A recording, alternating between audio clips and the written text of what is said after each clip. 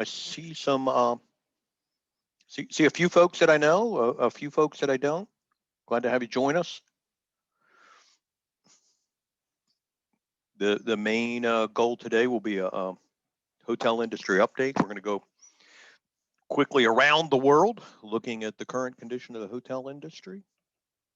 Okay, I'm going to jump in and let me introduce myself. My name is Steve Hood. I'm Senior Vice President of Research for a company called STR. I'll introduce the company to you real briefly if you're not familiar with us already. Let me start by sharing my screen, and everybody should be able to see that now. Feel free to, if you want, feel free to turn on your camera. We have a small group, and this will be real informal. So if you have questions as we're going through, please don't hesitate. We can stop and chat, briefly for a question, and then I'll take Q&A at the end as well. So we'll be able to do both. And then let's jump in. This will be, as I said, a global hotel industry update. And let's jump in real quick. STR, this is just a quick graphic. We have offices all over the world. We get a huge amount of performance data from the hotel industry. Now, the performance data relates to things like occupancy and average daily rates. We get that from about 70,000 hotels in every country, almost every country of the world, 180 countries. We have over 200,000 hotels in our database, but we get performance data from nearly 70,000. Now that's participation of almost all hotel chains, and they send us their data. We provide a benchmarking set of benchmarking reports for them, and that's what we do for the industry. So we sell that data back to hotel companies, and we also provide it to tourism organizations. We provide it to governments. We actually work very closely with the Australia government and provide data for that, collect data and help them. Consulting firms as well, and that's sort of how we do business.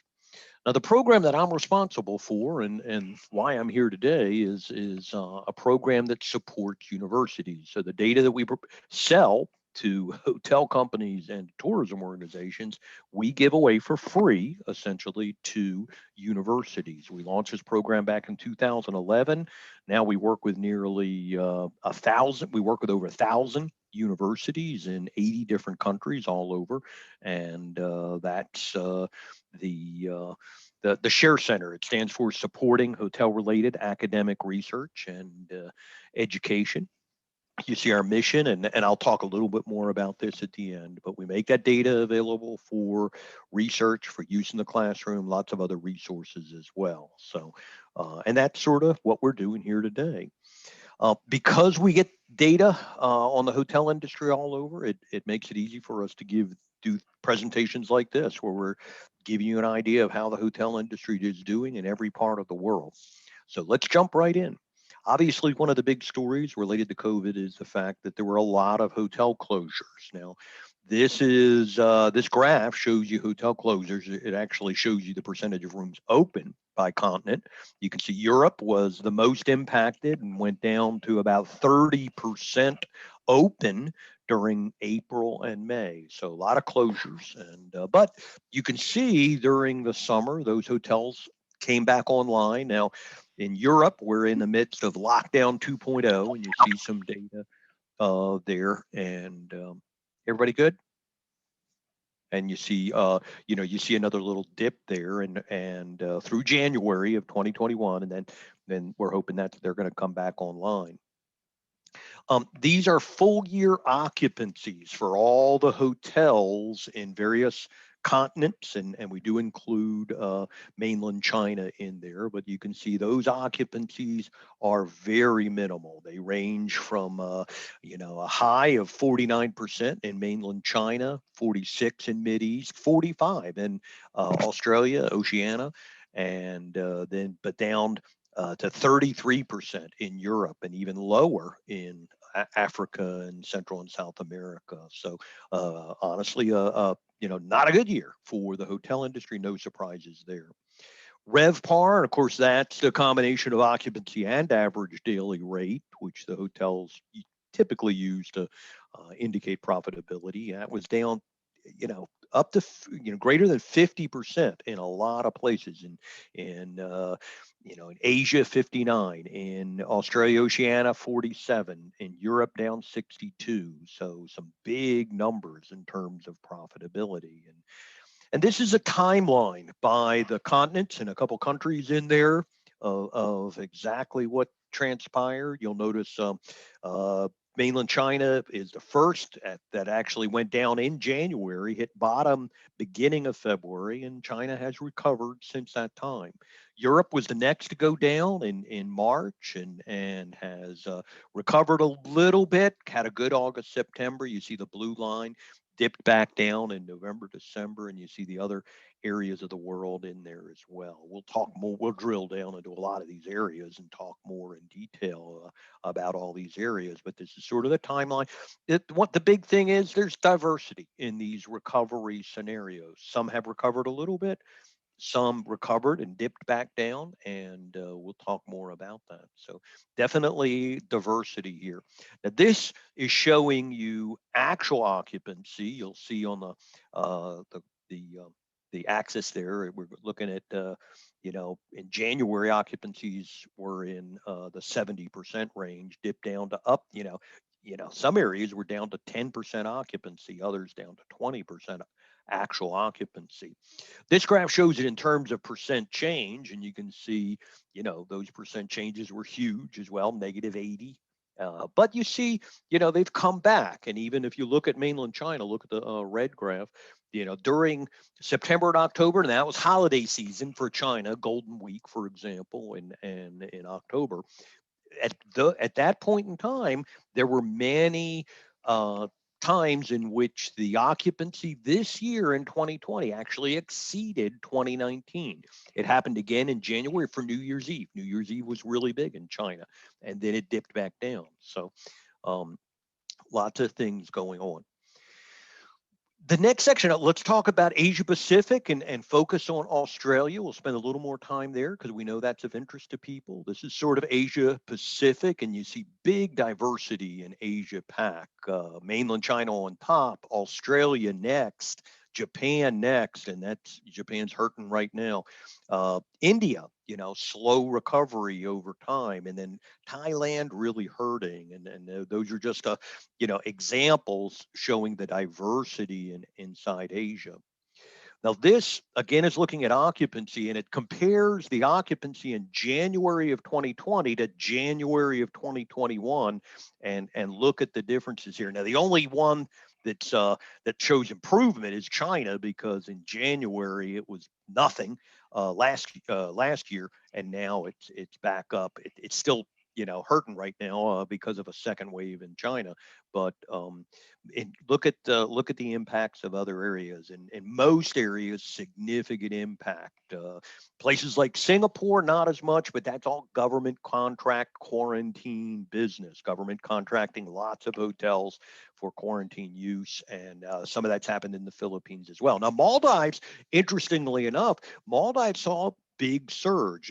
International travel has turned back on for Maldives. I'll show you that in a minute, but you get the idea. Lots of things going on. This slide is neat now and then.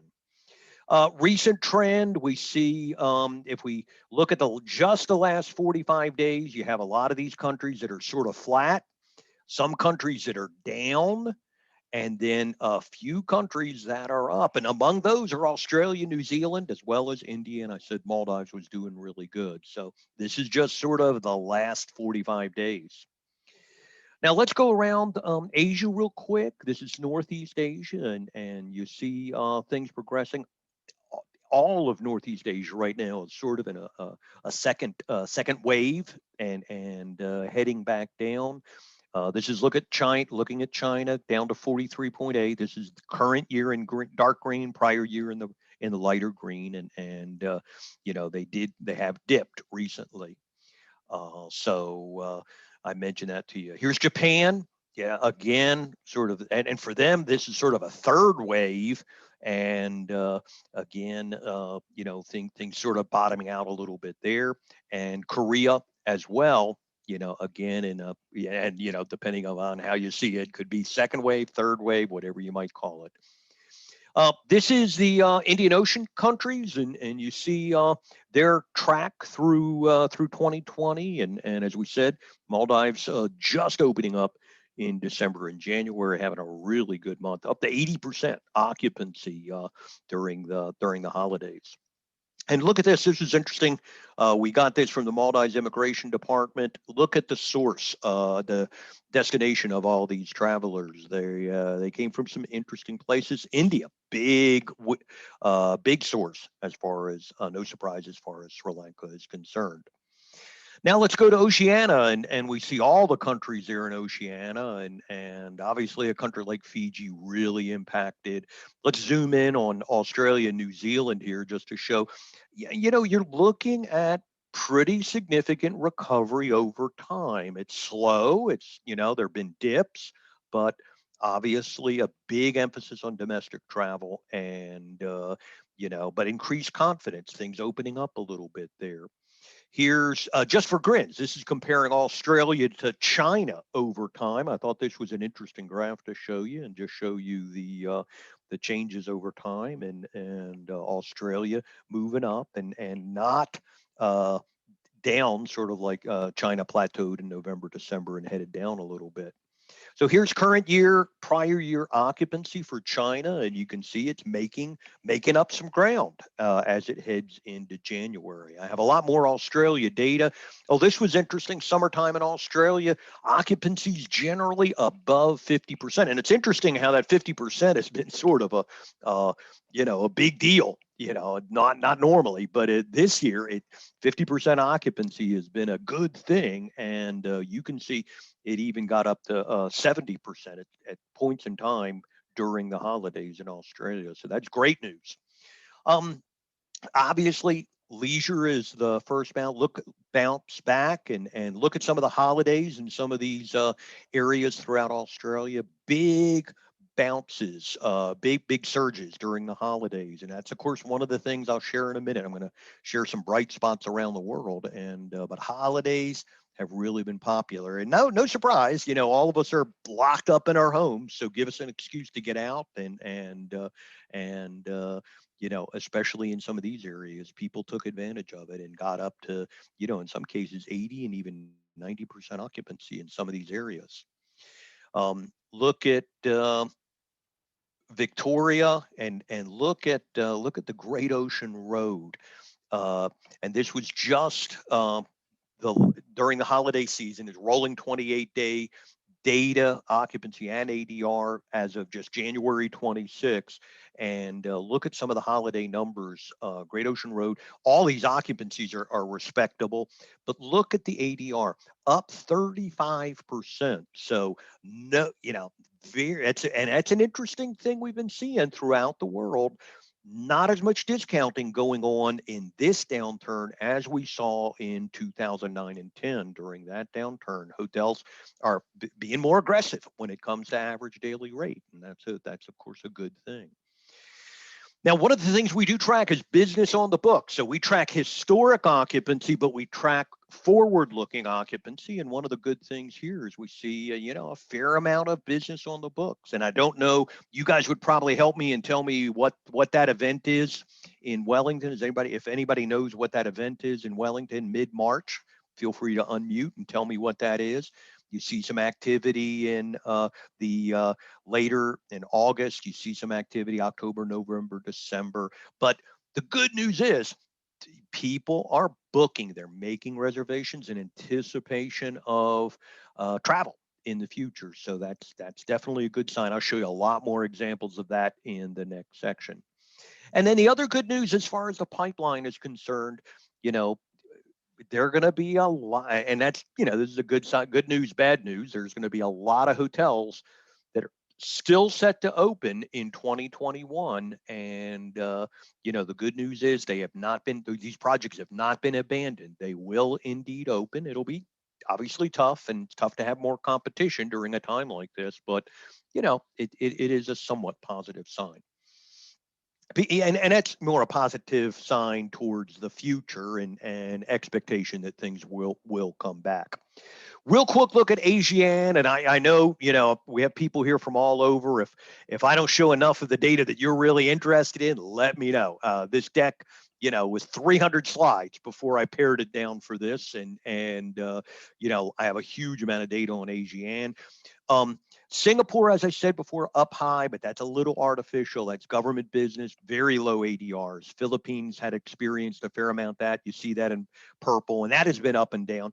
But just heading into the end of the year, we saw a surge in Indonesia and Malaysia, some domestic travel, I think, and things beginning to open up. So that's it for ASEAN. Just a quick look. Real quick, I have data in here, and some of my goal for this PowerPoint is to give you resources in the future. Just to let you know, I have some data in here for Europe. If it's of interest to you, I'll go real quick. Lockdown 2.0, you see those ocks are way low in January. This is a heat map by occupancy percent occupancy. So red is occupancies below 25%. Orange is 25 to 50, and you don't see any blue, or blue is 50 to 75, green is 75 to 100. You see one little green speck. I have no clue what that is, but man, I can give you heat maps all over the world every month. That is an interesting deck. I have a worldwide heat map that goes through every month of 2020. If anybody's interested, just let me know. I'll send it to you. And here's Europe, end of January, January 31. Look at the bleak occupancies throughout Europe. Russia has actually been a little, isolated, and so Russia's occupancy has been much higher throughout 2020 than the rest of Europe. But you see some pretty bleak occupancies in there for the month. Real quick, this is just showing you a weekly look at occupancies throughout the year. And you can see lockdown 2.0 is not quite as far down as the initial April-May lockdown. I have some Mideast Africa data in here, a lot of different stories here. Here's Northern Africa. I'll show you Dubai in a minute. Steady recovery through Southern Africa. That's pretty much it's low, but it is actually moving up where some of those other areas are not. Actually, Mideast is there are elements of the Mideast that are actually looking really good. If you look at Qatar, you look at United Arab Emirates, both of those are heading up in a very positive direction. And I think Lebanon just surged. That's interesting. I'll have to check on that.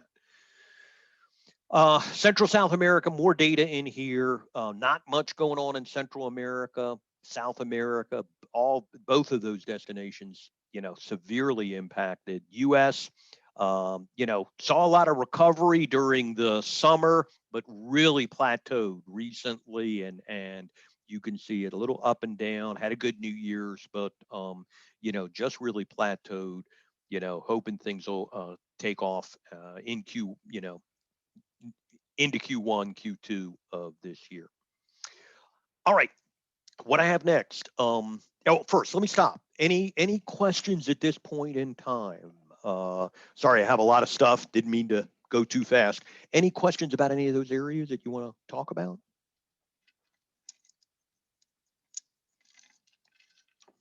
Everybody doing okay? All right, let me keep going. Thank you, Steve. It's yes, really go ahead. Good. Thank you. Keep going. Okay. Next up, one of the things that I think is real helpful, especially for educators like yourselves, is bright spots in the midst of this storm, because, and I hear it from multiple educators every day, professors just like you, who say, it's hopeless, students are depressed, it's just terrible. Well, the misconception is that every hotel in the world right now is doing awful. And that is far from the case. So what I did was I created a deck here that shows 40 bright spots in the midst of the storm. Now, in some cases, these are glimmers, green shoots, signs of recovery in the future. So I'm not trying to say, hey, this is going to be over with quickly and it's not serious, but there are, there are some glimmers of hope. There are sets of, segments of the hotel industry that are doing better than other similar segments of the hotel industry. And that's important to understand, and important for the students to understand. If you have a student that was thinking about, graduating soon and going to a big city and working in a meeting and event hotel, and that ain't going to happen. They're not going to be hiring this year. Now, maybe in a 2022, that might be an opportunity, but they may need to reinvent themselves to get a foot in the door somewhere, and this really helps with that. Now, I'll share most of these with you. I'll go through quick. Obviously, I'll get this to you as a resource for you to be able to use and forward to other colleagues. But real quickly, most of the worst is behind us. This slide just compares December of 2020 to March of 2020. Big difference. Even as bad as December was in most areas of the world, it was still a lot better than March 2020. Even in the midst of lockdown, Europe at 21%. It was in the teens in March, and so it's still better. But areas like Australia and Oceania look 52%, mainland China 58%, Mideast 54%. They're all above 50, and they weren't in March. Most hotels have reopened. This shows you data for some countries that we track. If you want more of that, let me know. And most of the countries have reopened. Some areas are returning to normal. I showed you this. Here's China data comparing this year occupancy to last year occupancy. During the holidays, September, October, there were many times where this year occupancy surpassed last year occupancy. So we say it's back to normal-ish. And the RevPAR for China only 10% off 2019 RevPAR. So that's not too bad. Returning to normal is happening not just in China. We track the top hotel markets in the world by occupancy, and for many months recently, it's all been China. But notice who snuck in here: Singapore, Dubai, South Wales, Sydney, Florida Keys, Queensland. So you're beginning to see other countries slip, markets from other countries slip into the top 20. During December, look at some of the big numbers in places like Mideast and Asia. Dubai, 70%, Singapore, 75%, Beijing, 59%, Auckland, 58%. This is monthly data for December occupancy. Dubai is catching up. I alluded to that before, and slow recovery, taking some time, but look, it's getting really close to last year data. In some areas, this means gradual recovery over time. Hong Kong, it's not even back to 50% yet, but it is in the right track, slowly making progress. India, slowly making progress. From April to December, it's going up consistently. This is interesting. Second wave recovery times are less. Now look at some of the first wave recovery times for places like Beijing and Shanghai. Took a long time to recover. Now look at December recovery for Chengdu and that other city that I can't pronounce well enough. Somebody else could, but I'm sorry. Shorter recovery times in the second wave. Good news. Hotel industry has experienced cycles before. One of the resources that we provide to universities is hotel industry economics. And we show cycles, and we go through downturns, recoveries, the various components of that. And bottom line is, just since we've been collecting data, we started collecting data in '87. The industry's been through now 4 cycles, 4 downturns, not 4 recoveries quite yet, but we're in recovery number 4. Obviously, this one is way deeper than any of the other ones we've experienced. I'm not trying to make light of that, but in every time before, when it went down to -10, it came back up. Now this is U.S. data. I apologize. I can get this for you anywhere, but I'm showing you an example of the cycles. This is interesting. Not all hotels are created equal. This was a graph I found, and it just showed how many hotels are at each of these different occupancy levels. This is it's interesting because during points in time last year, there were still hotels that were doing greater than 80%, even in the midst of a terrible situation.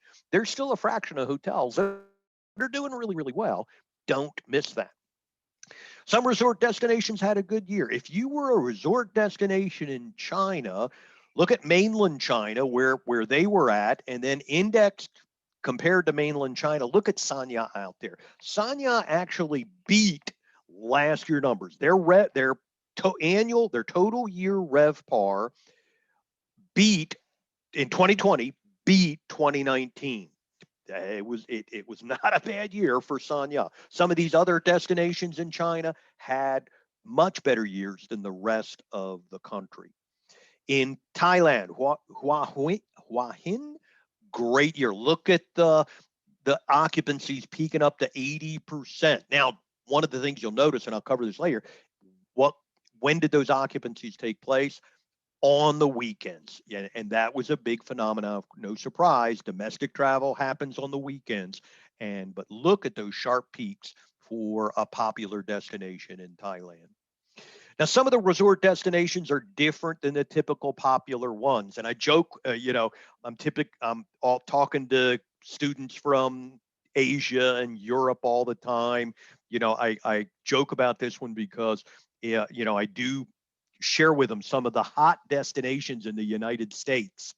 And they're destinations these kids have never heard of. The hot destinations in the US are not Miami Beach. They're not Orlando. They're not New York. They're not LA. They're not San Francisco. Where are they? Instead of Miami Beach, it's Myrtle Beach. Now, nobody outside the US would have a clue where Myrtle Beach is and why. Instead of Orlando, it's Knoxville. Technically, it's a small city in the mountains called Gatlinburg. It's near the most visited national park in the U.S. Outdoor tourism is in, and look at the occupancies during parts of last year, up to 81% for the city. So, but the key is the destinations are not typical. ADR is strong in some areas. Now here, let's go back to the Gold Coast. Gold Coast ADR, we're back to Australia. During December, January, look, there were many times where the ADR was greater than last year. Occupancies got up there somewhat close, 20% range. That's not bad considering it was all domestic travel, but ADRs actually surpassed last year for many days during the holidays in the Gold Coast. Obviously, drive to destination, great deal. Here's more ADR from other places in Australia, and look, a lot of those are above zero. This is rolling ADR percent change. So some of these some of these destination areas, and of course these are not big cities, but they're outside the big cities, and they were doing really, really well from an ADR point of view. No surprise, you guys have of course seen this in Australia significantly. The smaller cities are outperforming the larger cities. We see that in Australia. We see it in China. Look at the tier 1 cities performing way below all the other cities in China. I showed you some of that data for Australia as well, but I can get you more data on Australia if you want it. Regional markets outperforming the big cities. This is a good one. This is showing you regional Australia. Now that's basically everything outside the big cities. Look at the premium from this is demand data, and big premium, especially during the holidays, comparing the capitals to regional Australia. Some large cities are closing the gap. Here's a good example of Beijing. Now, Beijing had been really down, but just in the last 2 months, Beijing has actually got up close to last year data. So it is happening. No surprise, domestic markets outperforming fly-to markets. And of course, we see that in you know, picture perfect. Look at what happened when people could get out of Melbourne, and I think I have that right. Help me if I mess that up. But once they got out, November, December, January, look at the surge when it comes to occupancy. Once people could get out and travel, boom, they really did so. And here's comparing uh, occupancy percent change. Look at the difference between Sunshine Coast and those percent changes much better. Again, interstate demand, domestic drive to, big winners here. And then short haul markets versus long haul markets. This is sort of interesting. This just looks at cities all over the world with their dependence upon long haul versus domestic and short haul. The ones in the lower right hand quadrant, those are the ones that are going to be hurt. Paris, Rome, Geneva, Barcelona, Venice, Zurich. You know, big reliance upon long haul. Coast and countries outperforming. We sort of saw some of that in Australia. Here's a look at it in the UK, places like Bournemouth. You saw pictures of the beaches in Bournemouth around June, and they were mobbed. Locations like Bath, the Lake District, all doing really well. Park and outdoor destinations are outperforming. Again, I show this. I show folks some of the U.S. markets that did well during the downturn. Almost every one of these markets you can tie to a park, a national park, in almost every one. Montana, think of it, Wyoming, Yellowstone, Yosemite, national parks saw a huge increase when it come to tourism. What a great and keep in mind, research projects. I'm sorry, I meant to say that at the beginning. Any of the data I'm showing you, if you've got an idea on a research project, I'll be glad to back you up and get you more. Islands have maintained a great resilience. Look at the performance of like the Balearic and the Canary Islands compared to Barcelona and Madrid. And that's interesting because think of it, they had to take a ferry there or a short flight, but they did much better. Weekend getaways gained a new respect. Here's weekends in Hong Kong. Those were the only times where Hong Kong was getting above 50%. And you compare that to the prior years, weekends much more significant in 2020. Look at Macau and Taiwan, weekend, boom, especially Taiwan. There's a lot of beautiful places to go up and see in Taiwan on the weekends, and people did it. They took advantage of that. And here's New Zealand. Look at Wellington and Auckland, on the weekends, surges in these cities as well. So weekend getaways definitely in. Here's Sri Lanka, showing the same kind of thing. Staycations are definitely in. That was Europe's, saving grace. August in Europe, look at the green and the blue. And then, of course, then in September, it sort of died. But, Europe had a really good August. And so staycations definitely are in. Holidays more popular than ever. This was holidays in China, the September holiday, I forget what that's called, and then Golden Week in October. Lower class hotels definitely outperformed upper class hotels. Here is a look at that in China. And I think I also had that for Australia. Higher end hotels, this is interesting, did better holding rate. So when it came to rate, the higher end hotels, look at the blue graph, did much better, just down -9 instead of the other two groups. So interesting to see that. Here's India, pricing confidence. Look at the luxury and upper up. They all dipped, but when it came to recovery, luxury and upper up went up faster. There are some exceptions to the rule there. We noticed, like in China, New Year's in China. When people went out to celebrate New Year's in China, where'd they go? They went to the high-end hotels, luxury and upper up. Big surge for New Year's in China. That was interesting to see. Here's Bangkok, same kind of thing. Those upper end hotels defy the trend. India, a little bit of that going on there as well. Especially at the year end, you saw those upper end hotels peaking. Another little trend we noticed: extended stay hotels doing much better. So those long long stay, no surprise. When it comes to locations, this is showing you data from the US, not too much US data, but look at the winners from a location point of view. Small town, interstate, that travel, suburban, and who were the losers in there? Resort a little bit, airport a little bit, and urban, the real loser, below 40%. No surprise, group business, and we do track that separately, has been decimated. This is US data where the top markets in the US are all below 5%. And but that will come back. We already see some business demand coming back in Beijing.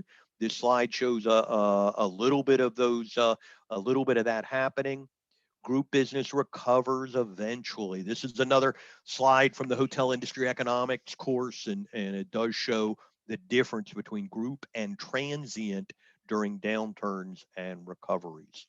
There were a few events in 2020 that actually showed strength. This was a sporting event at the end of the year in Miami, where Miami occupancy actually got back in, close to 70%, almost normal. Forward-looking data. Now, this is very exciting. This is oh, I'm sorry, I showed this to you before. This was forward-looking data for Wellington, Queenstown, and Gold Coast. Here's forward-looking data for many cities in Europe. You can see some spikes in the future. Here's just an example. UN climate change in Glasgow, 90% booked for November. So people confident, expecting to be able to get to that event. Of course, we know those things will be redefined. I've been looking at that. Meeting and event technology has exploded. Virtual, digital this, virtual that, all just like we're experiencing for coffee. Lots of options. A lot of long-term impacts of the new virtual world that the hotel has to consider. Think of it if, and I've experienced this myself, it's like if I'm working virtually and my kids are going to school virtually, I have some options. I could do that just as easy from the beach as I am here from my house. So lots of interesting options. Shorter booking windows. We get a lot of data on that. I'm trying to find a good slide to show that, but a lot of impulse buying going on. People thinking, hey, it's Thursday, let's get out of here. Of course, it's drive to, so I don't have to make a flight reservation, but hop in the car and take off. And the good news is, the hotels in many areas, you can get in. Now, I've tried that personally myself, and there have been a few times where they've been booked. And like I said, there are a lot of hotels out there that are doing well. A couple hotel company CEO panels recently. This is a good one. If you'd like to listen to this and go on Hotel News Now, that's our sister company. Look up CEO panel. Ooh, Hilton. Sorry, misspelled that. And that you'll hear them weigh in on the future. We do a lot of forecasting. We do our forecasting with tourism economics. This is pretty much a total world forecast showing a tough Q1 in 2021, and then a little bit of movement up in Q2, and then a little bit more movement in Q3 and Q4. Recovery is going to take some time though, and remember, recovery has a lot of different components to it, and we can talk more about that if you'd like. A couple last bright spots. Prior to COVID, people were traveling more than ever at any point in history. This shows some data to back that up. Every intent to travel survey that you see, and lots of people are coming up with these now, show a great deal of pent up demand. People trying to figure out when do we get back, and how do we take advantage of that. That's great news. And then pipeline update is generally positive in most areas of the world. We're not seeing the amount of abandonments that we saw in 2009. Now, that's good news because people realize, hey, we just got to wait this out a little bit and then we'll be back in full swing. So this is pipeline in China.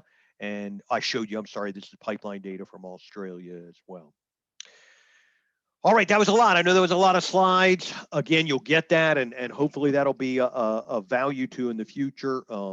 How's everybody doing? Is anybody brain dead at this point in time? Do you have questions? I can let me stop sharing for just a minute and go to the chat and see if you'd like to put questions in chat. Definitely feel free to do it. That's a great question, Aaron. Hey, how good to see you. I'm hearing that, but I don't see data to substantiate that. Now, you probably know this person, Stanislav. You know, he would be a good person to ask. Dejan from Ljubljana, Stan is from, I'm sorry. I can introduce you all these people in East from Surrey. Those are typically they're all part of IFIT, and those are the ones I go to when it comes to technology. But you know, if you want to do and this is a great example. We're going to talk about research opportunities in a minute. But this is a perfect example of a research opportunity. Aaron, if Aaron can create a survey of hotels, let's say in Australia, that asked him questions related to technology, and then he gets, we could survey a lot, hotels in Australia, and then let's say he gets 100 or 200 to respond to that survey. They answer the questions, and then based upon their answers, Aaron gives them a technology score. Okay, and depending about if they're really utilizing technology well, they get a high score. If they're using it, if they're not taking advantage of it, they get a low score. What can we do then? We can then correlate the technology score to their performance, and we can give you their performance data. Now it'll be we have to keep things confidential, so you're not going to see it. You're not going to see performance, and we're not going to tell you what hotel it is, but we can do it in an unidentified way.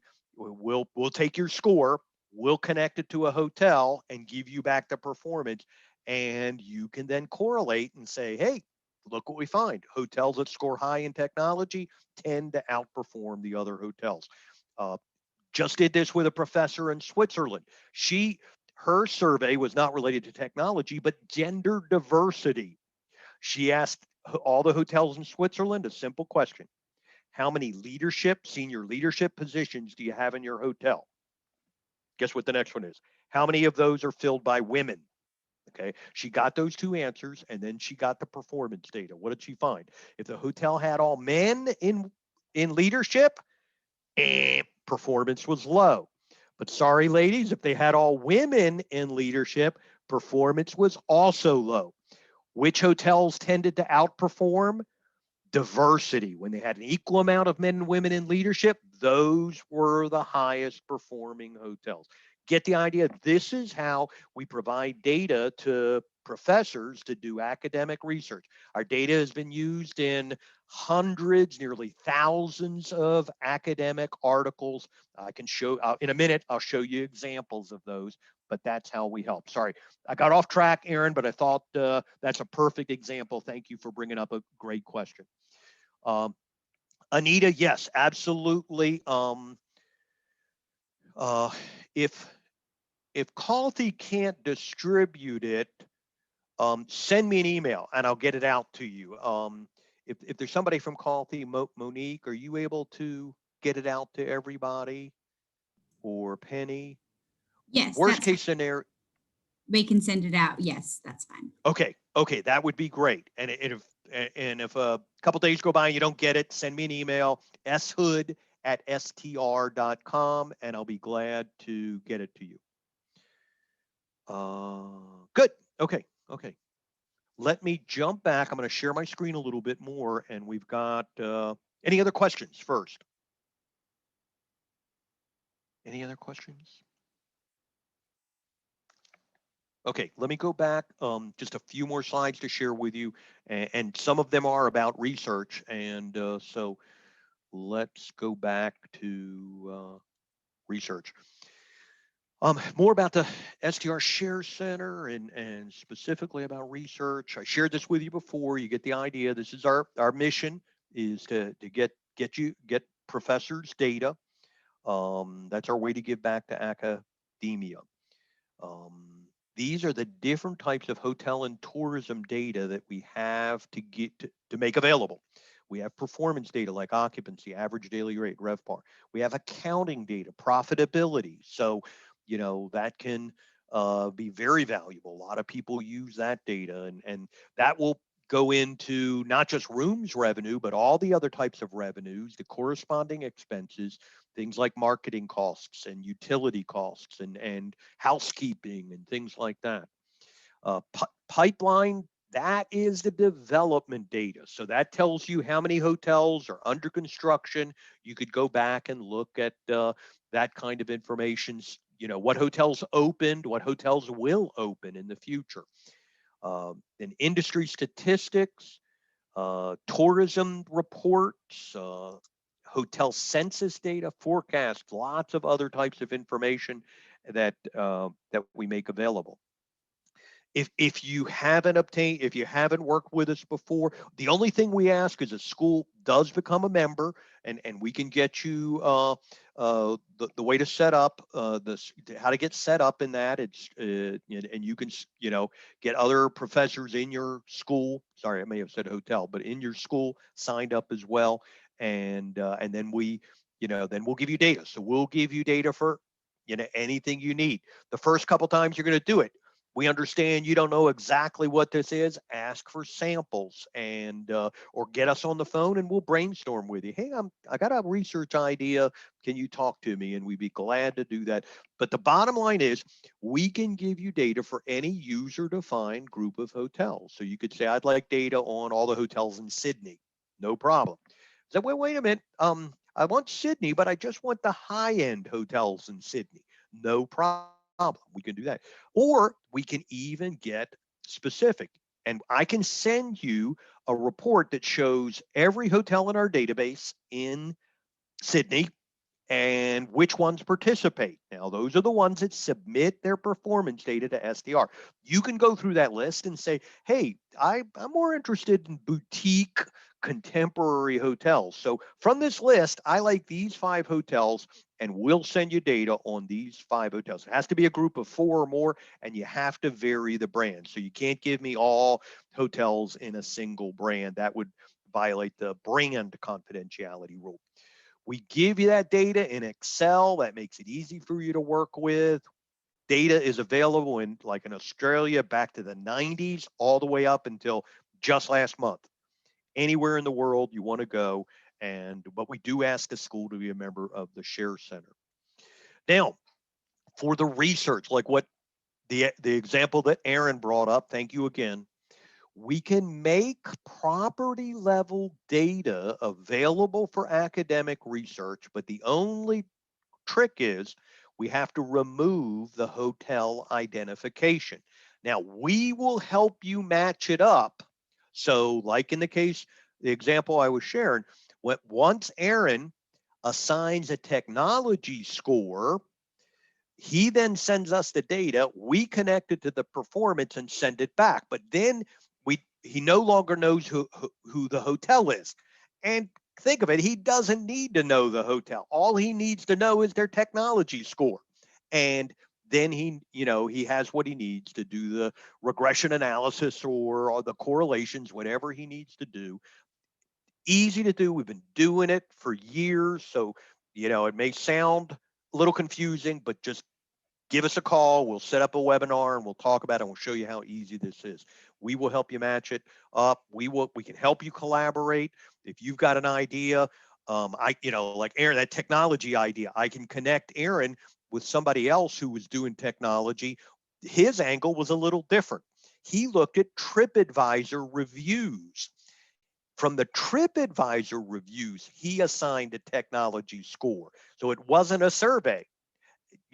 So I could introduce you. I joke about that. That's hospitalityresearchmatch.com, unofficial, no charge. But we'll be glad to connect you with other people that are coming to us for research needs as well. As I said, over 500 research articles. These are just a few examples of some of the academic research. If you go to Google Scholar and type in STR, it'll never end. And so we've been doing this for years and years. This is a way we give back to academia and just help bridge the gap between industry and academia. A couple of the things we do, many of the schools in Australia take advantage of this. We have 2 student certifications dealing with analytics. The most popular one is the CHIA certification in hotel industry analytics. We've been doing that since 2012. Over 27,000 people have received that certification, and that's a combination of your students, professors as well, and industry professionals. 27,000 total. I can say, if you haven't done that yet, I can send you an outline. We make it possible for a professor to do that. You can do it totally online and just give your students what they need and tell them to come back when they've passed the exam, or you can do it with them and facilitate it. You could even do exercises. We have everything in there. We have sample exercises you could do and quizzes and everything you need for that. And we offer free train the trainer sessions for our certifications. The new one, same thing applies. That we launched in 2019 as a certification in advanced hospitality and tourism analytics. That one builds on the CHIA, and it really focuses on the 4 most popular types of hospitality and tourism research. There's an outline in here. So the students here learn how to conduct a market study, an event impact analysis, an economic analysis, and a feasibility study. Is Paul on yet? Paul, are you there? I was going to brag on you. Paul's been utilizing this a lot. His students actually, they have a great testimonial. The kids that have passed, obtained the CAHTA, one group of them. The cool thing about this is when the kids go to the interviews, they can pop open their laptop and say, let me show you the market study I did last year at Anglis or wherever, or Blue Mountains, or let me show you the feasibility study.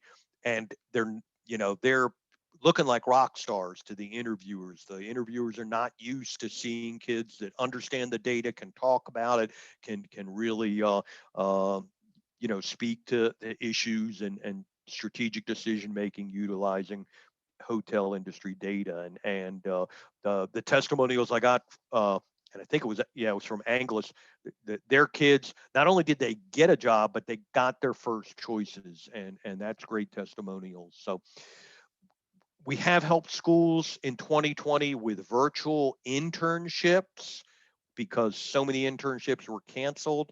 We do sort of a research project. We help you facilitate that. If you'd like more information, let me know. And of course, we do student competitions. Last year, we did a virtual competition, had 50 teams from all over the world, including a couple from Australia and many from Asia. And that went really, really well. So, we're still, we'll probably go again virtual this year, and we'll get more information. We tend to do that in September, October, November. Now I am all done. Let me stop sharing. Quick time check. We're not doing bad. And let me turn it back over to you guys. Oh, Paul's there. Yes. Paul, you want to share anything about the CAHTA and about the market study competition? Are you working?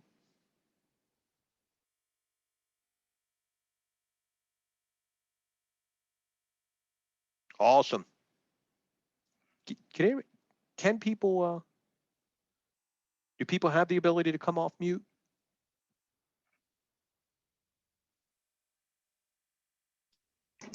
Yes, we do, Steve. It's Okay. Rachel Paisley from Torrance. Thank you so much for the presentation. Very insightful. Lots of things to consider, and we will definitely be asking you for things as we move on.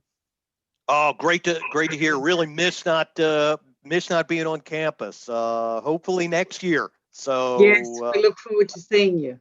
I miss you all. Please give my best to all the professors there, and really that's gosh, talk about pent up demand. One of the biggest things we're all going to see is academics. Looking forward to getting back out and shaking hands and hugging people again. So hopefully it won't be too long. It's Patty from the University of Newcastle, Steve. I just wanted to thank you for this really insightful seminar. So just so much to absorb, so much information. Sorry. It's a bit of a whirlwind, and I'm really looking forward to getting the slides and having a little bit of a study of it. I think it's fabulous ideas. One of the problems with our universities at the moment is we're all undergoing restructures and money's tight and all those sorts of things. So it will be like a couple of years planning to be able to get something like this into our program. But thanks very much. It's great. I saw you in Brussels a few years ago, and it's interesting there. And I'm now getting some time where I can really start thinking about this. Oh, our pleasure. And please let us know how we can help in any way. We don't, we have a very minimal membership charge for a school. We offer a school a complimentary membership to get started. This is not, as you can guess, this is not a profit-making venture for us. So if you're in a jam, we need to know that. Just let us know. Hey, I asked for money. This is what I got. I got nothing. We'll string you along, and part of our goal is just like some of the schools shared, we want to give you resources so that you can go back in the future and say, hey, this is really worth it. And our memberships are just a couple hundred, Australian dollars. So it's nothing, huge, Yeah. but we want to give you what you need to be able to go back and say, look, this is worth it. We calculate the street value of what we give for the membership. Our memberships are just a couple hundred. The street value on the data that you're getting is like $50,000 and $100,000. So if you were from a consulting firm and wanted the data we give to a university, you'd be talking six figures. So now our only rule is you got to keep it within the university. You can't share it with your neighbor or the hotel across the street or your friend who's a consultant and obviously and that's sort of why we ask for an agreement, just so everybody knows what the rules are. But if you're in a jam and you need something, never hesitate to ask. That's the priority. And so great to be with you. I love the schools in Australia and coffee. I really miss not being there, and appreciate your emphasis on data. Our data on Australia is tremendous, and since we started working for we've been working for the government. What's the name of that government program that we're working with? Does anybody know that? I forget. Since we've been working with them, it's been like 3 years, and we're collecting great data. We even have campsite data. So Australia is the only place we do that. So we have some, we have hostel data, we have corporate housing data, and some other stuff. So some neat stuff. Anita, about the student competition. Yes, this is how it works. We do what's called a market study competition. Every school can submit one team of 3 to 6 students. Now, actually, you can submit an undergraduate team and you could submit a graduate team. So we do have 2 different competitions. Your group of students will get to pick a city somewhere in the world to do a market study on. We have a specific time where everybody's choices have to be in. They pick a first, second, and third choice. And based upon time that we receive the email, we go through and give people their choices. In most cases, you get one of those choices. Then we give you a huge amount of hotel data on that city. Now, we have a whole training program on how to conduct a market study, very thorough, very comprehensive. Video, all of our training has videos along with it, and you can conduct that. You can just give it to the students, say, listen to this and learn how to do it. Obviously, every team is going to have one or more faculty advisors, and the students have a template. Now, the training is cool, and this goes for the CAHTA certification. One of the big wins of that CAHTA certification is the training includes templates that the students can use to conduct each of the research projects. So they have one template for a market study, another template for an event impact analysis, another template for an economic analysis, and another template for a feasibility study. So it's not rocket science. They take the data, let's say they pick Sydney. They take the data on Sydney, they copy and paste that data, put it into the template for slide 1. The data changes and you're now looking at supply and demand growth over time for Sydney. Now it's a different story than the sample market that they start with, and they have to figure out what went on in Sydney related to the slides. There are about 40 slides and they're doing the same thing for each. Then they have to come up, so they create their PowerPoint, then they have to interpret the data and make a story out of it. And then they come up with industry takeaways, a summary for the future, and looking ahead at the end. And then they have to actually do a presentation. Each team member has to speak in the presentation. They have to get up in front, speak. We're doing videos for the virtual one, so they have to speak, and then and when they give the presentation virtually, they're going to give it to a group of industry professionals who judge the presentation. They score it, and it's a lot of fun. The kids coming out of that say, hey, this is the one of the neatest things we've done in our in our educational journey. And again, these kids take those market studies with them to their interviews, and interviewers are just not used to seeing that quality. The market studies that they're doing are going to be better than the market studies that are done in that company that they're interviewing with. If not better, they're at least equal to. And you think about it, they have all those templates that they can take with them. So when they're in their new job and their new boss says, gosh, we need to do an event impact analysis of the what was the oh, I'm sorry. What was this big sporting event you had in the Gold Coast? What was it? It was just last year, wasn't it? Or I don't know if it happened. But you get the idea. Big sporting event, and they raise their hand. Yes, I can do a event impact analysis, or Indy 500, or anything you wanted to. So lots of cool kind of things that they can do with that, and that's a big win, and that's sort of how that works. A lot of schools will get their alumni involved, their advisory boards involved, and make the kids do those presentations in front of professionals. They, at this point, the groups are really doing a good job, and we will send you sample videos of other teams in the competition, just so you get an idea of the level that goes on there. But that's a great question, and would love to. Commonwealth Games, thank you, Aaron. Yeah, and so that would be a perfect example of an event impact analysis, and that's exactly the kind of thing that gets covered in the CAHTA. The market study competition, though, is on a market, and you track what's going on in that market over time. So we try to make those things as industry relevant as possible, experiential learning, working with data. That's what we do. And we're working on some new programs for the future. We're working on a program called Visualizing Hospitality and Tourism Data using Tableau. You could also use BI with that. If anybody's interested in that, please let me know. I'm working with a group of professors on that. We're working with a big group of professors on a revenue management certification. If anybody's interested in being involved, we'd love to have you help. Tokyo 2020, Dubai World Expo, all great ideas. One of the samples we do in that is the Milan Expo, and we see what went on in Milan, and so those are Olympics are great.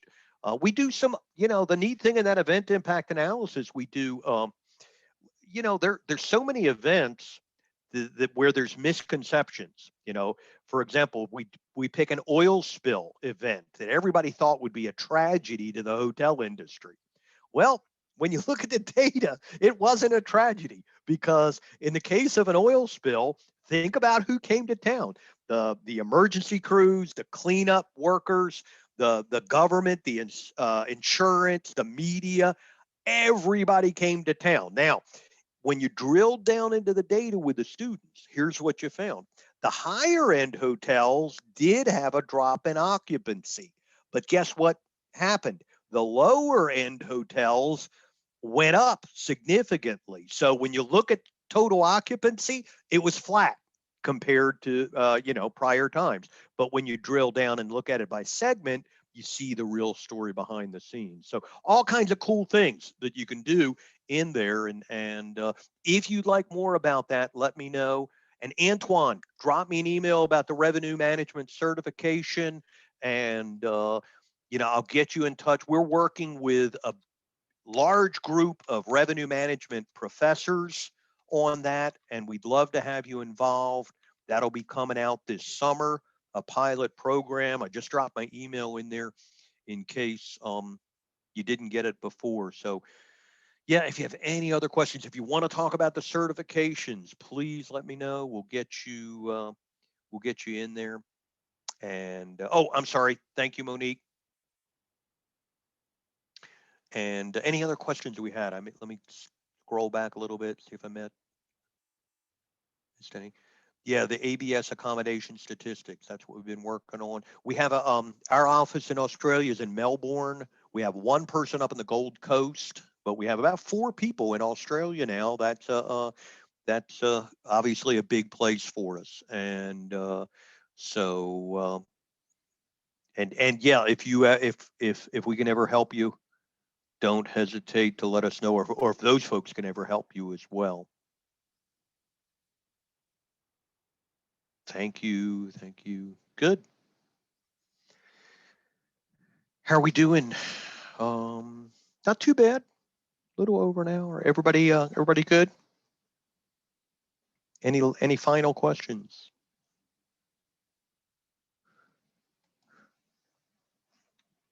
Well, it's certainly my pleasure to join you and spend time with you, and please let us know if we can help you in any way in the future. If you have a research idea, we'd love to talk with you about it, and don't hesitate to let us know. Hopefully we'll see you all in person next year, and all the best to everyone. Take care, and thank you for joining us.